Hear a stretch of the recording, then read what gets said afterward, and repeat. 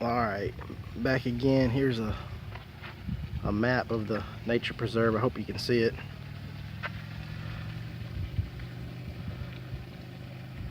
I'm not going to walk this whole thing today, but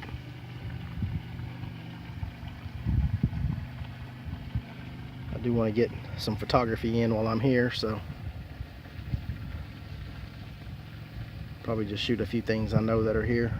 But yeah, there's the map of the preserve. There's like a paved trail. I haven't really gone out that far, but from what I hear, like certain times of the day you can see hogs off in the distance and some deer. Yeah, it's pretty peaceful out here and calm. There's like a pavilion over the other way, and a lot of churches do picnics and stuff out here. But yeah, there's another glimpse at the pond I just showed you, little playground across the way. But yeah, I'm gonna